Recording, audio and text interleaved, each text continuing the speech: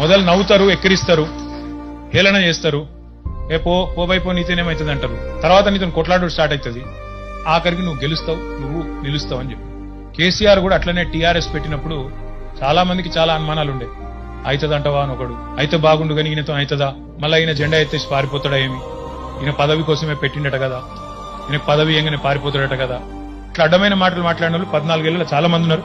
అడ్డమైన మాటలు మాట్లాడటం ఇప్పటికి కూడా ఉన్నారు. అది ఎప్పటికి ఉంటారు. ఇవన్నీ పట్టుకుంటే మనము ఇవన్నీ పట్టించుకొని నెత్తి ఖరాబ్ చేసుకుంటే పని చేయలేం. ఇక మమ్మల్ని కూడా రోజు పేపర్ తీసి ఆ సోషల్ మీడియా చూస్తేనైతే మొక్కాల వాళ్ళు. కానీ అవన్నీ పట్టించుకుంటే పని చేయలేం. మనిషి నీరు గారిపోతాం, నీరసం అయిపోతాం. ఎక్కడో అక్కడ ఆయన దుప్పటి కప్పుకొని ఇంట్లోనే పండుకునే పరిస్థితి వస్తుంది. నలుగురు రాళ్ళేస్తారు, నలుగురు తిట్లు తిడతారు, నలుగురు మాటలు అంటారు. వాటికి నీరసపడద్దు, వాటికి నిరుత్సాహపడద్దు. దానికి గొప్ప ఉదాహరణనే మన ముందున్న కేసీఆర్ గారు. ఆయన నీరసపడితే ఇప్పుడు తెలంగాణనే వచ్చేది కాదు, మళ్ళా ఇంకా కూడా మనం ఉమ్మడి ఆంధ్రప్రదేశ్ లోనే ఉండేది. మన పరిస్థితి వేరేగా ఉండేది. అందుకే ఆయన స్వయంగా ఒక పాట రాసిండు, మీకు సిపాయిల తిరుగుబాటు విఫలమయ్యిందని అనుకొని నీరసపడితే వచ్చేదా దేశానికి స్వాతంత్రం.